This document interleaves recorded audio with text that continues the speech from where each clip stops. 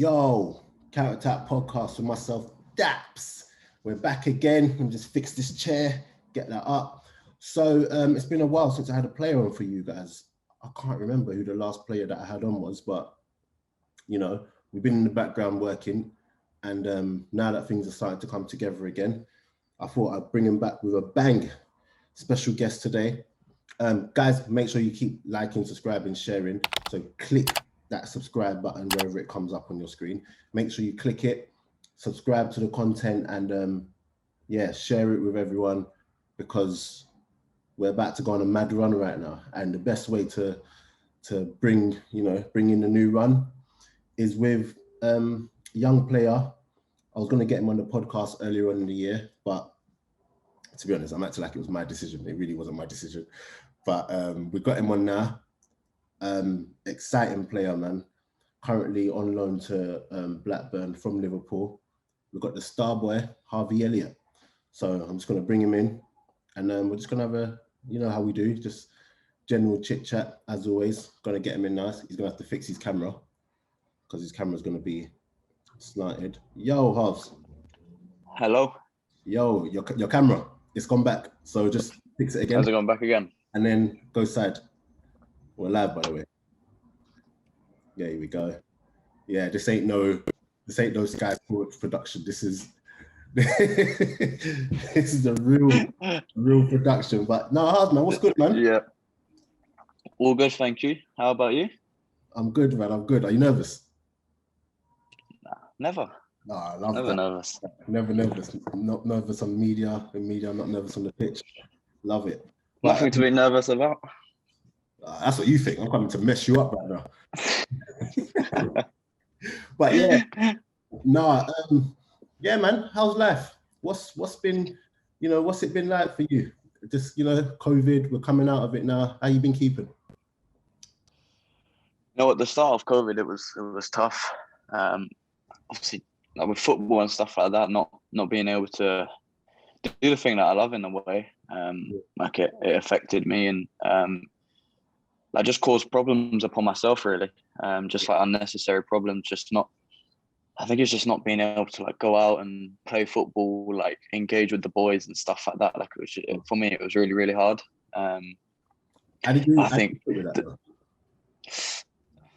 Sort of, I just hid away from it all. In all fairness, just kept myself to myself. Like I didn't really tell anyone and didn't really talk to anyone. Because it wasn't like I didn't want to seem like I was like a soft person, because like I don't really like to show my emotion. Like I just wanted to deal with it myself. But I mean, I came through it, and I guess it was hard for everyone, really, not being able to do what they could do.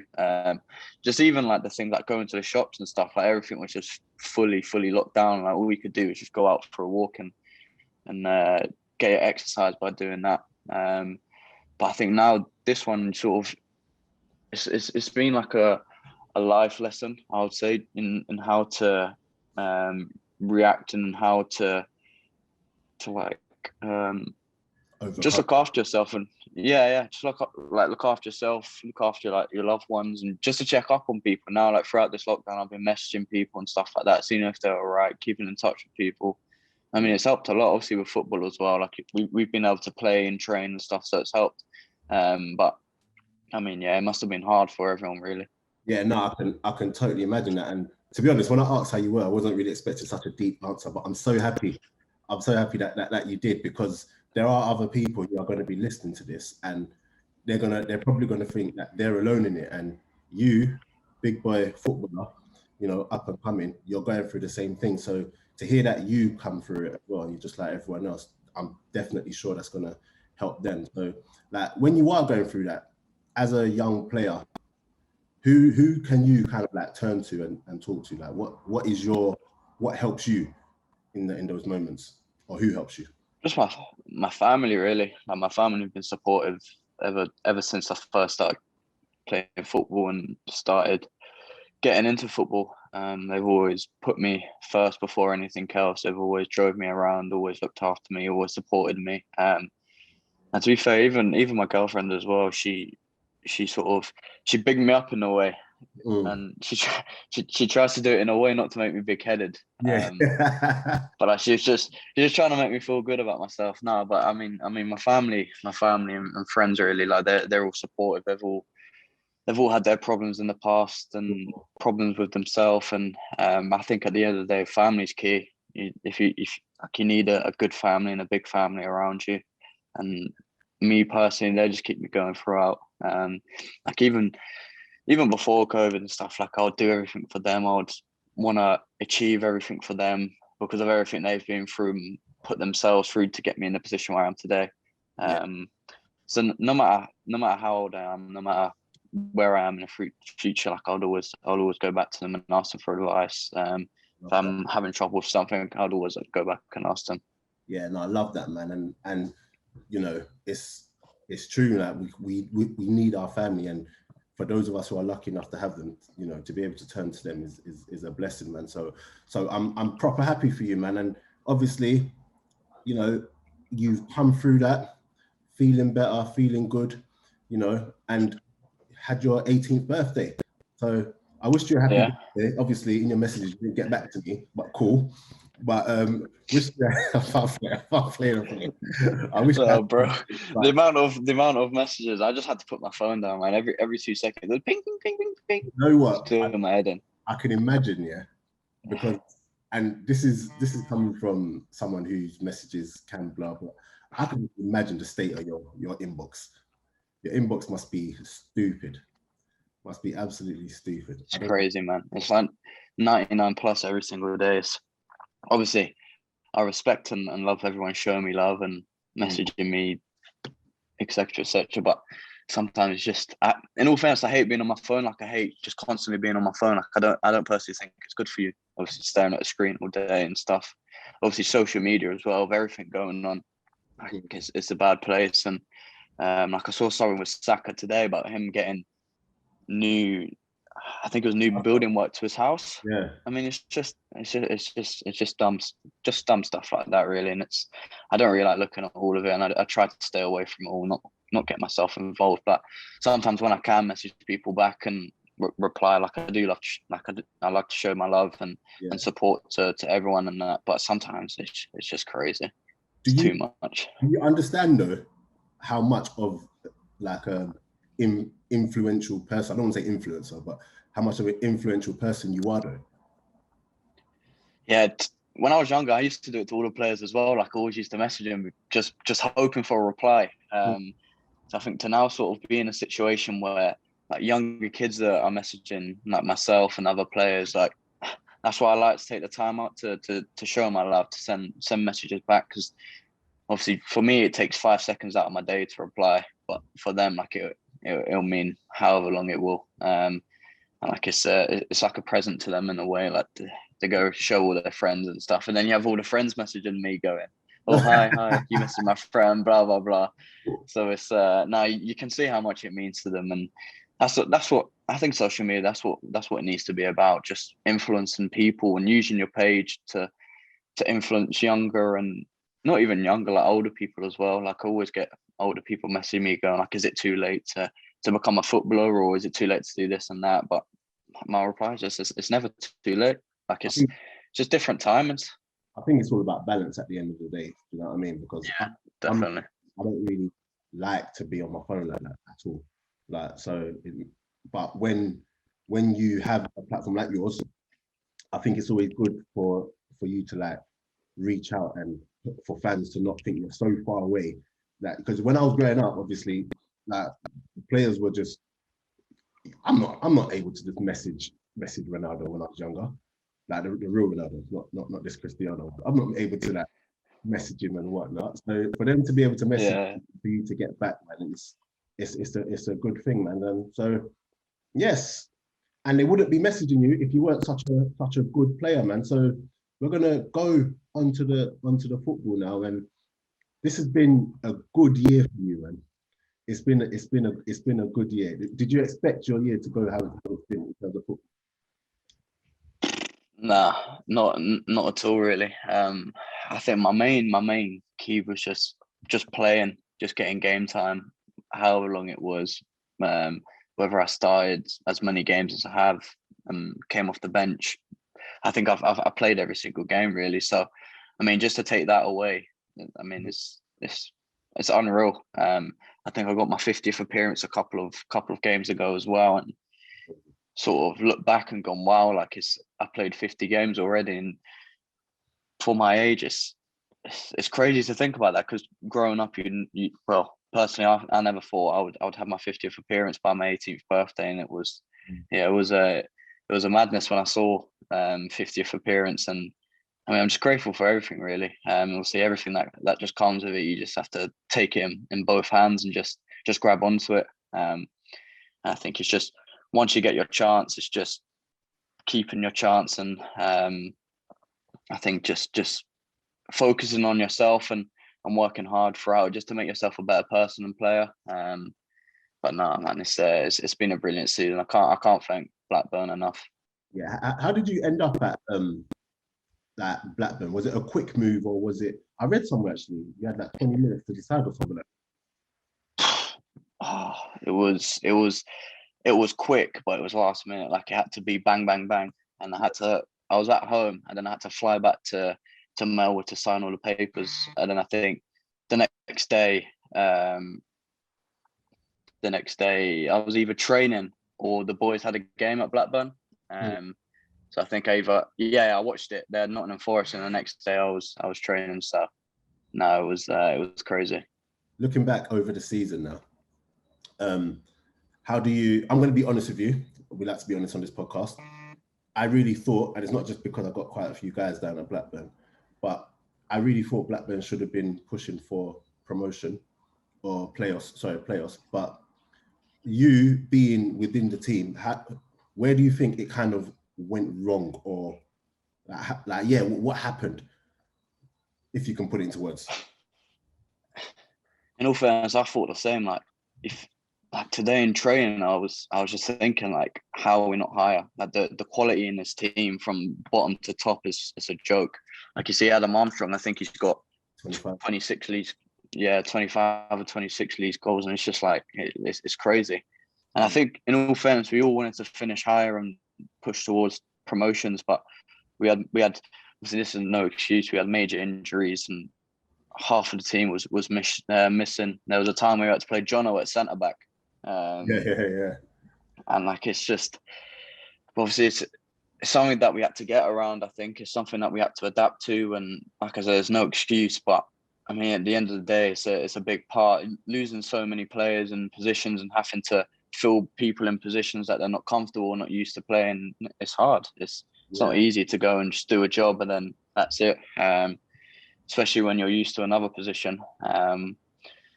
So no, I just think we've had bad luck as well as good luck. Everyone can see we're all capable of winning games and getting results here and there, but I think it's just our concentration really. We just lack so many just needless goals. That if we just concentrated that a little bit more, it would have intercepted the pass, or if we were just all on the same wavelength as well, like we would have cut out so many goals. I mean, it's down to us players really. It's a tough one for everyone. I think everyone going into the start of the season thought, look, we have a shot at promotion here, a shot at playoffs. But unfortunately, it's just not to be. Yeah, I was talking to John yesterday. I was saying that it's crazy to think you've got a striker that's got 25 goals in the league, or maybe 26. It might be 26 actually, but let's just say 25, 26, and you guys are where you are in the league.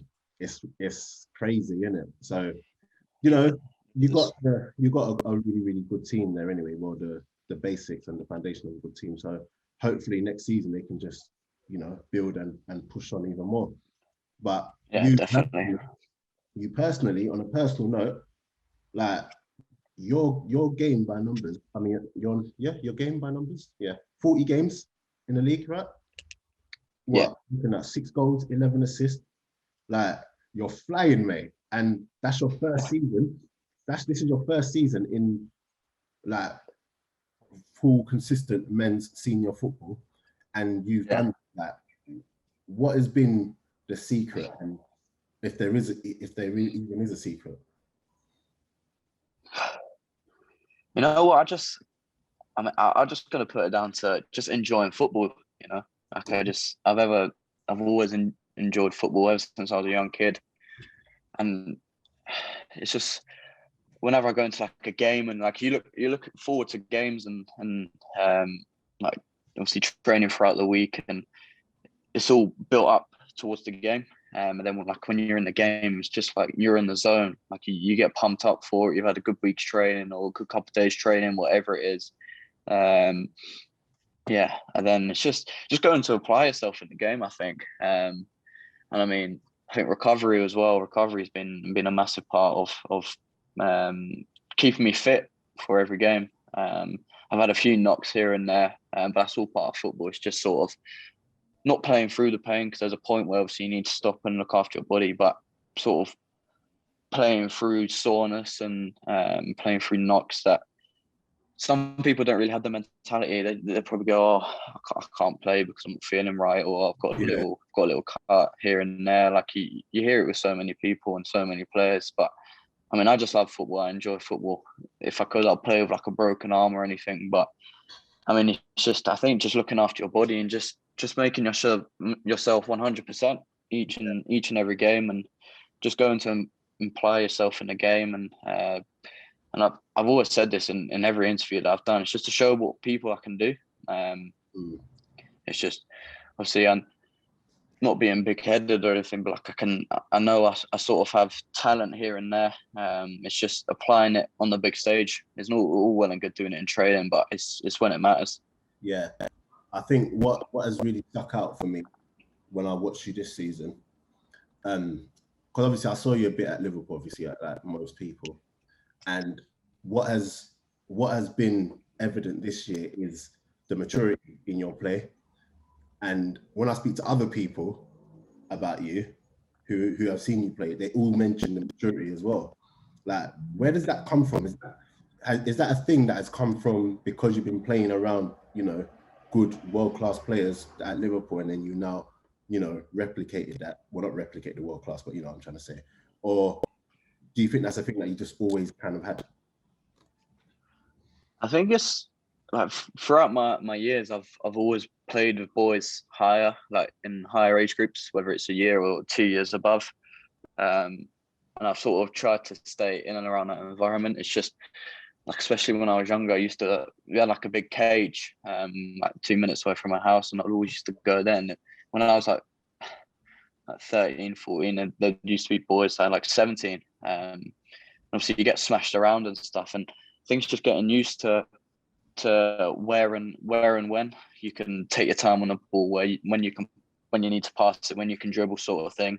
I think it's just, as I came through the years, I've played with men, I've played with 20-year-olds, 19, 18-year-olds, and then being at Fulham, training with the first team, like when I was sort of 15, like it's sort of, you learn so much just even from one training session. You see players do these things and you think, oh, I need to put that into my game, or I'm going to try that. And then it just builds up. And then, yeah, it's just sort of just becomes a habit in a way. But yeah, I'll just say it's from playing just higher in age groups, really. What was what's the main thing you've noticed, like in terms of differences between, youth football or under 23s, every now and then you play first team, and just continuous first team football? Like, what's the main thing you've noticed? Competitiveness. When it's in these games, like training games, like it's crazy. You'd think like it's a cup final. Yeah.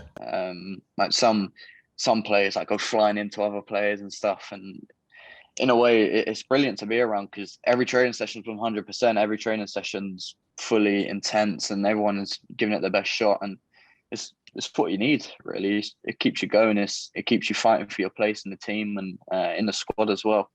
So I'd say just the competitiveness from what I've seen at like Fulham and Liverpool and Blackburn, like it's all been the same, and everyone's just, at the end of the day, you're fighting for contracts, and it's your job. If you don't have a contract, then you're kind of stuck, really. So it's just going into every training session, I think everyone's just giving 100%, and it's nice. And obviously, whenever, it's not that I haven't being used to the competitiveness, because you have it in academy football as well, where everyone's fighting for like scholarships and pro contracts and stuff like that, but you don't see it as much. And then like when you make the step up, that's when you go, oh, wow. And then that's when you need to sharpen up and just keep yourself going. Yeah, I think that's what a lot of people don't realize. When you come into that men's football, you're not just playing for yourself. Like, these men are playing for their mortgages and their bills and whatever. So you can't come up and be slacking and whatnot. Do you get what I'm saying? So that is actually a real thing. Definitely. That's actually a real thing. But you mentioned in academies, a lot of players are fighting for their scholars and whatnot. Like, you're at that age now where a lot of players might not have been offered pros. Do you get what I'm saying? And that's actually a big thing with players getting released and not being offered pros and then falling out of the game and struggling with that.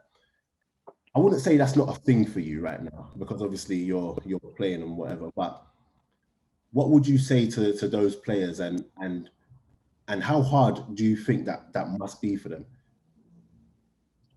Oh, it must. It's actually hard to describe what it must feel to them, because when I was younger, I sort of went through that, where I was really, really small, and I was like, I think 9 or 10 years old, and I got turned away from teams because I was too small. And I think then, being a younger kid, like, I didn't really understand what was going on. But for me, it was upsetting, because like, you make friends and then like, people go off in different directions. But I'd say my advice is, you have to take a couple of steps back to take 10 forward, and it's just keep working hard. I think just keep trying to prove to yourself that you can do it. Obviously, thankfully, I haven't really been through that situation, but I've learned so much from like my friends from Fulham and stuff like that, who haven't been offered contracts, and how they've dealt with things, and to where they are now. I think it's not, obviously it is an option to give up, but I don't think it is one as well. Like, you sort of need to prove to yourself that I need this contract. I need to show people why I deserve this contract more than the guy next to me, kind of thing. And whether it's moving down the leagues or moving down, I don't know, different teams, or dropping out to then go back in, it's obviously whatever you feel comfortable with. But I think if you were in that situation, my advice was just to keep going, just to give it 100%. Obviously, it's going to be hard, and you're going to be upset, but I think in a way it should fire you up even more, just to go and prove to these people why you should have had it, and you like prove to people why you should have had the contract instead of the other player. But obviously it's different situations for everyone, I guess, and everyone deals with things differently. But I've always stuck to working hard. Whenever I have bad games, as long as I work hard, obviously don't get me out of having a bad game, but it redeems myself in a way, just to know that I've gave my 100% and run my socks off. So I think it's just building up that fight and desire just to go and prove people wrong. Yeah, and you mentioned proving people wrong. You've come to Blackburn with almost like the wonder kid tag. You're not many, or at the time 17-year-olds have your reputation in regards to the team they've come from and just their ability. Do you still maybe not so much now, but or even now, do you still step out on that pitch thinking you've got a point to prove, because you are that Liverpool youngster, and there's high hopes for you and there's all this pressure on you? Do you step out on the pitch thinking, I need to live up to that? 100%. Like I said at the start, I don't really feel pressure. In a way, I enjoy it. It just makes me want to prove to people more. Like all of these tags that they're putting on top of my name, like I don't really listen to them, in all fairness, because there's been so many stories about this, the next wonder kid, blah blah blah. Then nothing's happened with them, and sort of all these tags are just for show, really. Like it means nothing as long as you're doing it on the pitch and X, Y, Z. Then people can start calling you this, that, and the other. Like, you look at Ronaldo and how much he's achieved, and people call him the greatest of all time. Like, obviously he can hold that because he's had a point to prove, and he's proven it to people. But I think personally myself, I just go onto the pitch thinking that, not in the big-headed way, but I am the best player on the pitch, and I can show people that have gave me these tags that I deserve them, and that I can keep hold of them. I think it's just, like I said at the start, just going out and taking everything that's around you, and all of these names, and obviously with the nervous stuff, like it's excitement more than nerves. Like going out and playing football, what more could you want?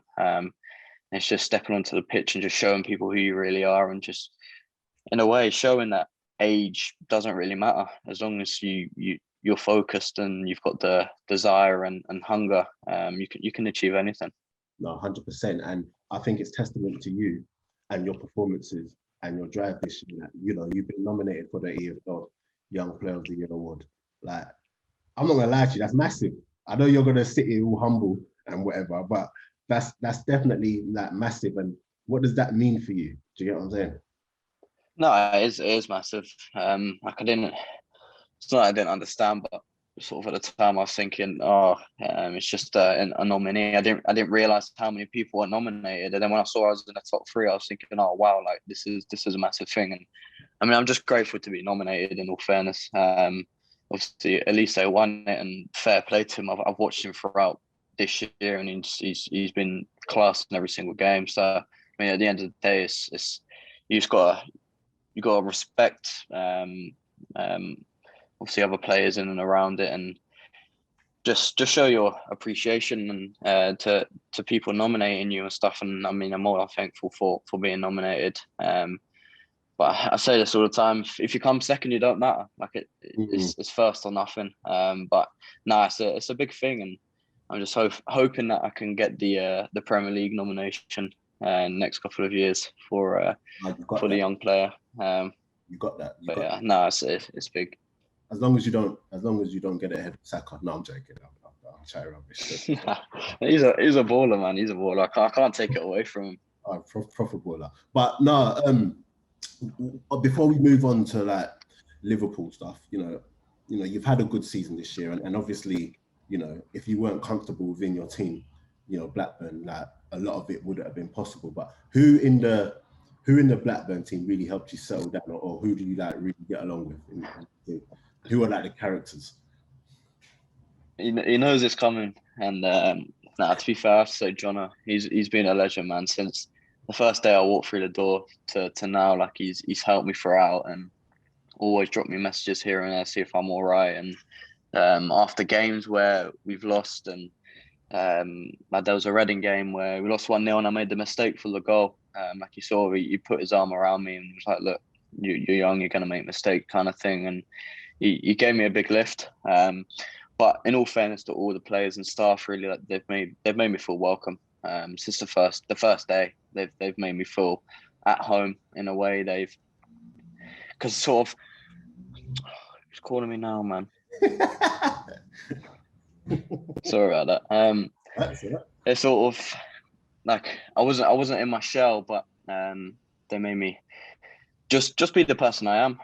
Just to feel no pressure, and just to go play with freedom, go show people what I can do. And and I'm just thankful for them even giving me the chance to come to Blackburn and even play some games, let alone the amount I have played. But I mean, I can't thank everyone enough. They've all been legends towards me. Yeah, no, Jono's he's a good guy. I'm not going to big him up too much. He gets too much love on the podcast, and also it's his buddy. But no, he is a really, really cool guy, man.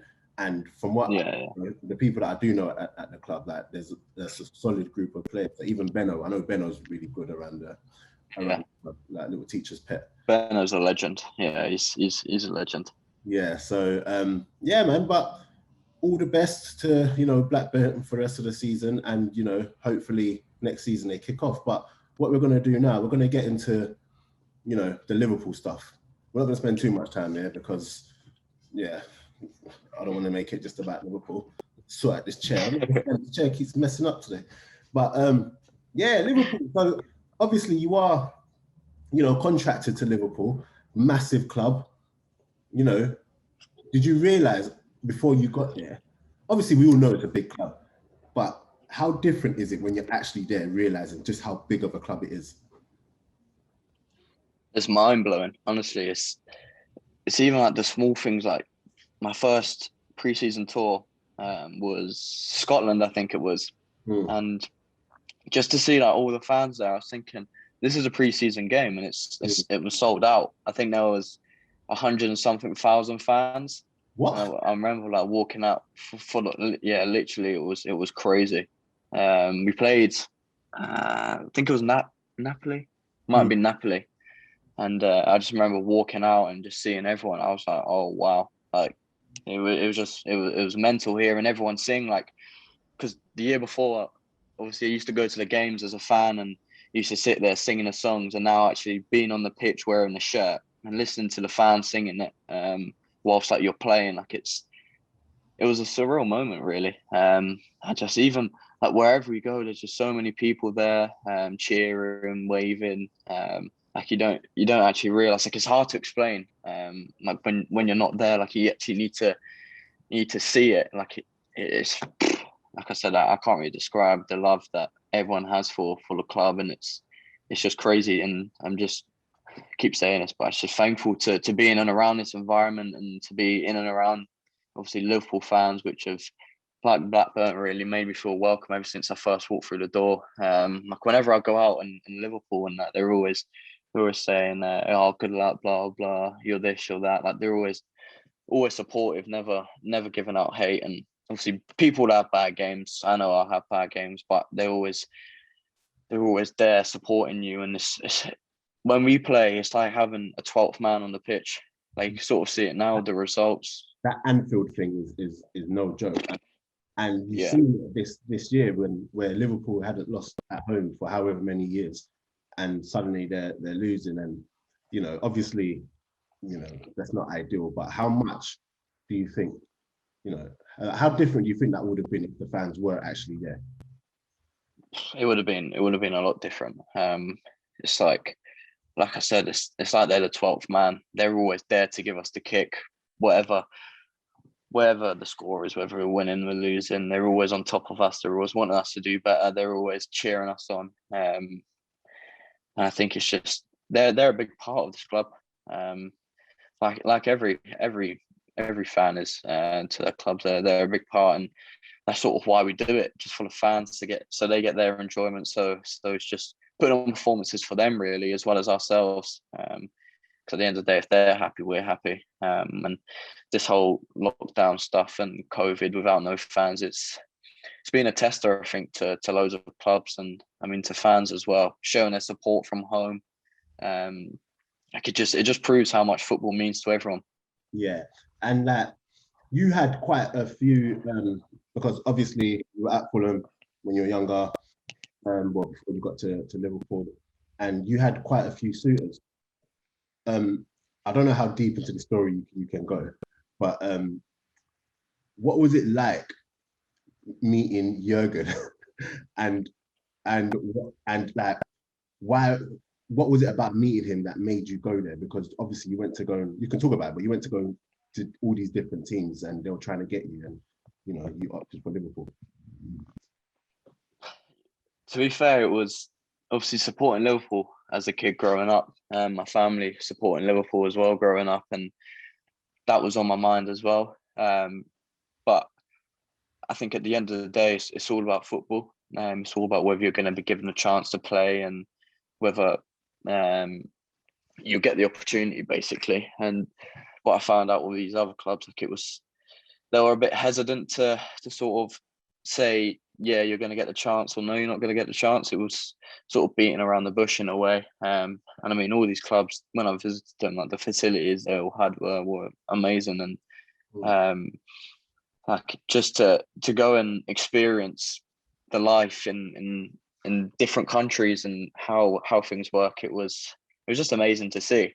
But just with Jurgen, it was just, ever since the first second I met him, I was like, yeah, this is where I want to be. Like the first thing he did was come up and give me a big hug. And I think for a manager to do that and have a big smile on his face, it's nice to see, and you just feel welcome. You just feel calm. You don't feel like oh, I need to impress or I need to sort of say or do the right things. It's just you can be yourself around him, and it's the same with everyone at Liverpool. Like everyone's just themselves, and I presume outside of football. I thought you were It's gonna, just nice to be in.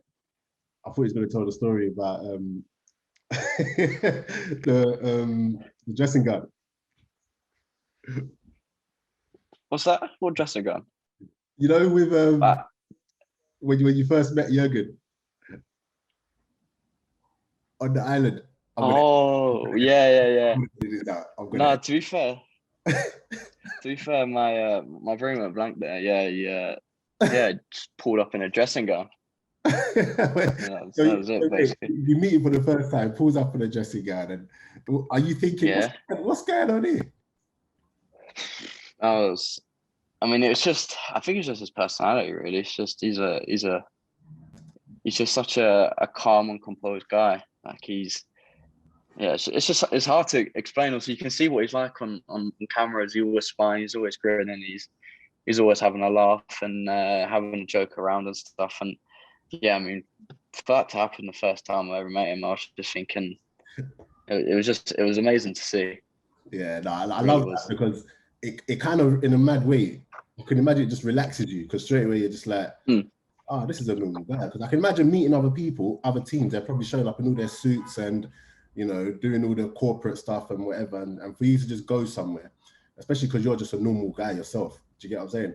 For you to just go somewhere comfy in their dressing gown and whatever, just come you must have just thought, yeah. But your mind was surely already made up even before you met him. Yeah. It was, to be fair. And I mean, like I said, it's just growing up supporting Liverpool. Then the way I saw it was like a once in a lifetime opportunity. So you don't really know what the future holds. And I was just thinking to myself, if I don't take this chance, like, will it ever come again? And just to be in and around top players, like you look at the likes of Mo Salah, Van Dijk, Henderson, obviously the list goes on. All of the squad are amazing, like unbelievable players, and just being in and around them and training with them. What I've learned in the year that I was, like my first year with Liverpool, it's like I was a complete different person. Yeah, and when you first got there, or even just training with them, is there anyone? Obviously, they're all great players. Is there anyone that you played with or trained with that you just thought, this person's actually unreal, like ridiculous? You know what, Firmino. I knew he was gonna say it. This guy, when he's on the ball, you just can't get off him. He's a joke. Just the way, it's just I don't know. It's just like a Brazilian thing. Like they're all technically so good. Even Fabinho and even Alisson, to be fair, like when they're on the ball, they're just all technically so good. But nah, Firmino's a joke. In all fairness, they're all you don't like look at what they're like in training, and everyone has their different qualities, and you can see that why they're classed as one of the best teams in the world, because everyone there has talent, everyone has skill, everyone, they're all there to work 100%. And but now when I first saw Firmino, I was just watching him. Like I was just dazed watching him, because it was what he was doing with the ball. It was just unbelievable. Yeah, no, I absolutely love that, man. And I think the big question that everyone's probably wondering or asking is like next season. Obviously, for me, I would love to see you back at Liverpool and you know playing regularly and everything. And I don't think there's a reason why you can't. Do you get what I'm saying? Because when I look at players like Curtis Jones who have made the step up to playing regularly and have done well, is that something that you look at and you think, why can't you do that as well? Definitely. I think even last year, I felt, see, it takes time to get in and around the team, get used to the environment, get used to the playing style and stuff. But I thought to myself, like I stepped through the doors thinking, yeah, I can play. Like I feel ready to play. Obviously, I've got a few appearances here and there, and then took this loan with Blackburn, which I personally thought would be the best for me. So as I had a chat with Jurgen as well, and he said, look, go and express yourself. This will be like the best thing for your career. So just go and get these games, go and get this experience. And then he said, I'll just support you 100% as well as everyone else, really. So yeah, next year, I mean, I'm going to go back thinking that I can get in this team. I've had this experience and I feel ready. Like I said, I have 50 appearances under my belt, which is it's a lot for a teenager. So I mean, I feel 100% confident I can go in and challenge. I'm looking forward to it in a way. I'm looking forward to the fight and to just to show people that I'm a different player and I'm ready to play if I'm called upon. Obviously, it's not going to be given to me like that. I need to work hard and need to train. And when I do get my chance in the game, just make sure I take it. What would you say your best position is? Obviously, I would like to. It might evolve as you get older, but right now, where would you say it is? I'll say right wing. Right wing. Like I enjoy being out wide, and it's sort of just you versus the left back in a way. Like it's just a 1v1 battle, which it is nice. It's just who can get the better the other person. But I do like playing the 10 role as well. Like it's a hard one because against some teams they set up very defensively, and that's when I prefer to be out wide where there's not many people condensed in the middle of the park. But when, like for example, when I'm outside out wide, it's just nice to get the ball, obviously dribble past the player. But yeah, when like we played, I think it was Norwich, and I came on as like a false 9, number 10. Oh, yeah, it's so nice to sort of just yeah. It was just nice to just get the ball and have, because there's not a lot of space. There's always going to be people on you, but just to get the ball turned, just be able to just do what you could do, like thread passes through and get shots off. But to be fair, I enjoy playing everywhere really. It's just wherever I'm called upon. Like I said, I just love football, so I'll just play wherever. Yeah, I think that's the game where Grant Hanley spoke well of you after the game. I don't know if you heard.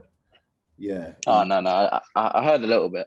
Yeah, and he said you were unreal and you're such a good player for someone your age. You know, fair play to you. And do you notice as the season went on, obviously you're getting these plaudits. Did you notice that defenders or opposition were a bit more, wary of you?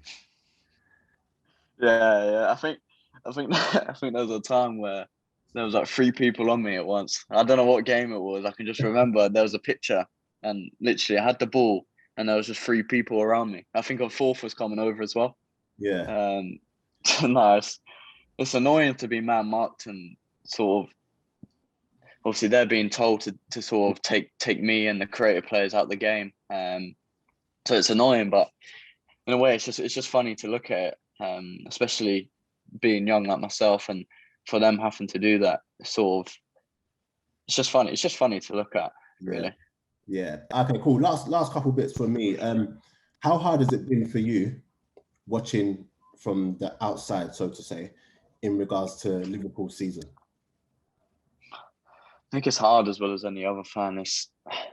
I get frustrated looking at it, and sometimes I just need to think to myself that I play for them, so I need to sort of settle down a bit. But it's sort of where the fan side come out of me. Like when I watch these games and they're not playing well, or we're losing or drawing, it's sort of, no one likes to see it. I've experienced it with Blackburn. Like we've been through a rough patch, and I suppose Liverpool are going through a rough patch as well. But I just think it's just keeping that desire and just keep focusing. Like I said, no one wants to see us lose. No one wants to see us draw. It's just win, win, win, basically. And that's technically our motto, just to win. If you look at the past 2-3 years, our win record at home, and then sort of go and lose it, and then I think we lost 5 on the bounce at home. It was frustrating to see, but I mean, these players are big players. They're world-class players. They're all sticking together, I'm sure, and the coaching staff will be sticking together with the players and just keep battling it out. I think they have so much, obviously, great talent in and around the team to just flip the switch on like that and then go and perform every game. But I mean, we're all human at the end of the day. We're not superheroes, and we can't keep winning every single game as much as we want to. But no, it's frustrating for everyone. I'm sure it's frustrating for the players as well. I mean, if I'm talking honestly as a fan of football, I always thought this season was going to be difficult because it was always going to be so hard to maintain that level 4 or 5 years going. Do you know what I'm saying? So I expect like a dip, and I don't think it's something in the grand scheme of things to be worried about. Do you get what I'm saying? Like, I still think Liverpool are going to make Champions League. I still think next season they're going to be one of the teams, you know, fighting for it. So we'll see how it goes. But what I did also want to bring up with you very quickly, you've played for the younger years, England. Were you disappointed when you didn't get a call up? I know it's a couple of years above, but were you slightly hoping like or looking out for that England under 21 outside like call up? Yeah, of course. Like I said, you always sort of you've got to aim for the very top. And it's annoying, but you just have to take it on the chin. Really, obviously, there's top class players in that age group. If you look at likes of Hudson-Odoi, you've got Curtis Jones, you've got Eze, you've got Dwight McNeil, Nketiah. The list goes on. There's so many ballers in that age group. But it is frustrating. Like I aim for the top, and I want to get to the very top. But it's just about being patient, really. My time will come, and it's just like I said with everything else, just making sure I take it and just working hard and just showing people that I am ready for these step ups. Yeah, and very last bit. Obviously, right now we're in this time with you know, where we're trying to stop, you know, the abuse that players are getting online, and there's the stopping racism and everything. And the Liverpool captain Jordan Henderson has actually been a very big, you know, he's actually had a very big voice, and it's actually been refreshing to hear. What's he like as a captain, like personally? I don't think no one appreciates him as much as they should. Like Henderson, he's an absolute legend on and off the pitch. Like, I mean, I can't say enough about him. Like, he's just a top captain. He's what everyone wants in a captain. He's a leader on the pitch, and he's a leader off the pitch. But for me, he doesn't do it for the reaction.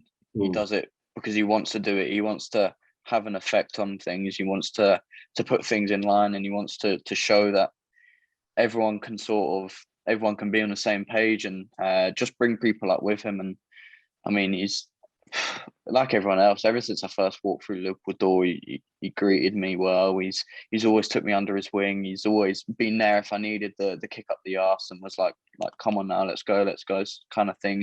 He's always on to me working hard in training. Always wanted me to like be the best possible person of myself, really. But like I said, no, you just can't say enough about him.